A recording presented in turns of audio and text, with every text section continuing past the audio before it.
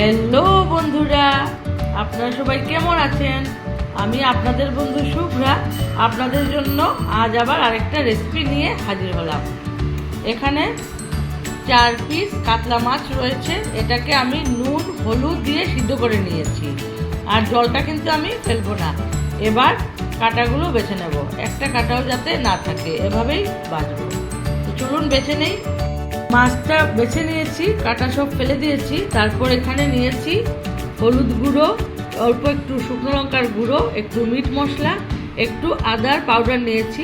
আপনারা চাইলে আদার পেস্টও নিতে পারেন। আর এখন দিয়ে দিচ্ছি তাতে পেঁয়াজ কুচি আর কাঁচা লঙ্কা কুচি।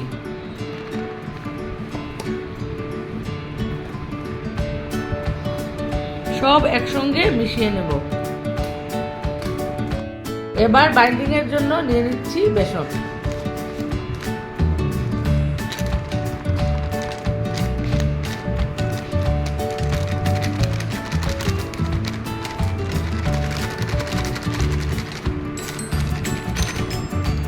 এবার ভালো করে মেখে নেব। পরিমাণ মতো নুনও দিয়েছি, বলতে ভুলে গেছিলাম। এবার যার যেরকম ইচ্ছে সেই রকম শেপে করে নেব। আমি গোল গোল করে করছি।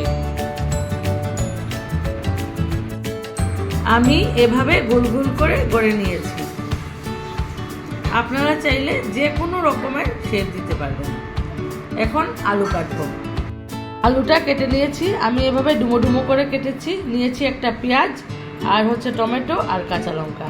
আদা রসুনের পেস্ট আমার কাছে আছে রেডিমেড, এগুলো, তাই আর আলাদা করে আদা রসুনের পেস্ট করলাম না। চলুন এবার কড়াইতে দিয়ে দিলাম তেল। এবার বড়াগুলো ভেজে নেব। আর এই দেখুন, এদিকে রেখে দিয়েছি দারচিনি আর এলাচি। এটা গরম হলে কুটে নেবো। আর একদিন দেখিয়েছিলাম না আপনাদের, আমি সবসময় এই ফর্মুলাটাই ইউজ করি। দুবারে ভেজে নেব বড়াগুলো। চুলার আঁচটাকে মাঝারি রেখে বড়াগুলো ভেজে নেব। এখানে একটা পেঁয়াজ কুড়িয়ে নিয়েছি, টমেটো কুড়িয়ে নিয়েছি, আর নিলাম 1 চামচের মতো আদা রসুনের পেস্ট। এগুলো ভাজা হয়ে গেছে, নামিয়ে নেব। এরকম লাল লাল করে ভাজলাম, বাকিগুলো ভেজে নেব। এখানে নিয়ে নিলাম মশলাটা। নিয়েছি 1/4 চামচ গোলমরিচের গুঁড়ো, আধা চামচ ধনে গুঁড়ো, আধা চামচ জিরে গুঁড়ো, একটু মিট মশলা, আর নিয়েছি আধা চামচ শুকনো লঙ্কার গুঁড়ো, আর আধা চামচের থেকে একটু বেশি হলুদ গুঁড়ো, মানে পরিমাণ মতো। জল দিয়ে মশলাটাকে এখন ভিজিয়ে রেখে দেব। আলুটা ভাজা হয়ে গেছে, নামিয়ে নেব। আমরা বাঙালি তো, তাই সব কিছুতেই আলু আলু না হলে যেন চলে না। সমস্ত বড়াগুলো ভেজে নিলাম। এবার আলুটাকে ভেজে নেব।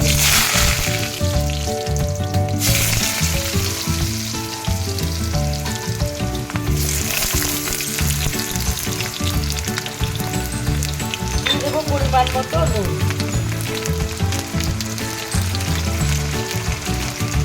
আলু ছাড়াও করতে পারেন, আমি করলাম আলু দিয়ে।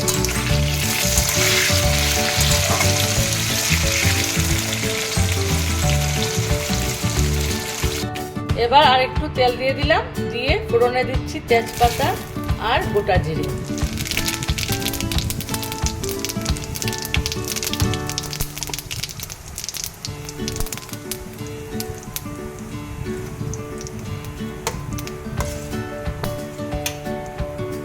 এবার দিয়ে দেব পেঁয়াজ বাটাটা।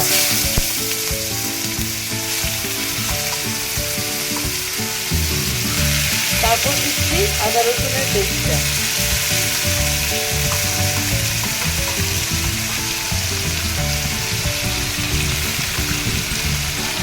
এবার একটু কষিয়ে নেব। এবার দিয়ে দিচ্ছি ভিজিয়ে রাখা মশলাটা।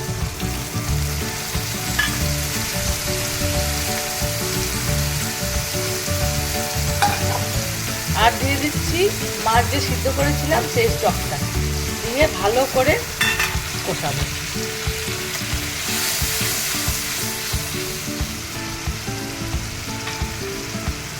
মোটামুটি কষানো হয়ে গেছে, তেলও উপরে চলে এসছে। এবার দিয়ে দেবো টমেটো বাটাটা, দিয়ে আরেকটু কষিয়ে নেব।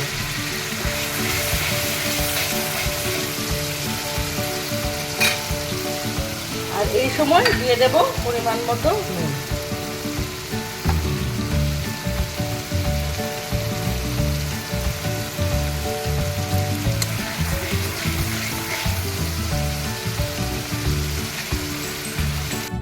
এই দেখুন আমার মশলাটা কষানো হয়ে গেছে। এবার দিয়ে দেবো ভেজে রাখা আলু, আর একটু রয়ে গেছে স্টক, সেটা দিয়ে ভালো করে আলুর সঙ্গে কষিয়ে নেব।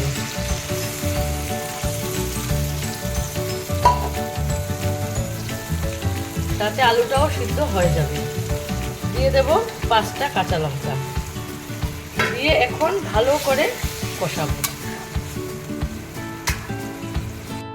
এই দেখুন মশলাটা আমার কষানো হয়ে গেছে, আর তেলও ছেড়ে দিয়েছে, উপর দিকে তেল এসে গেছে। এবার জল দিয়ে দেব।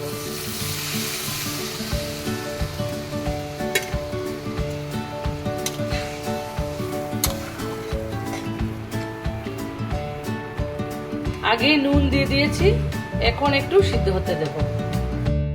দিয়ে দেব একটু কসুরি মেথি। ঝোলটা ফুটে গেছে, আলুও সিদ্ধ হয়ে গেছে। এবার দিয়ে দেব বলগুলা।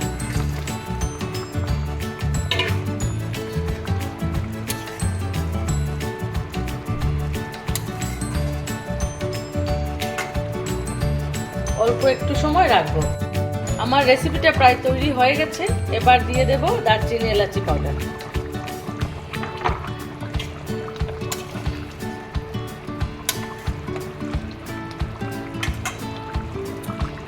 এবার নামিয়ে নেব। বন্ধুরা, আমার রেসিপিসগুলো যদি আপনাদের ভালো লাগে তাহলে লাইক, শেয়ার, কমেন্ট করে আমার পাশে থাকবেন। আপনাদেরকে অনেক অনেক ধন্যবাদ, আর আপনারা সবাই ভালো থাকবেন।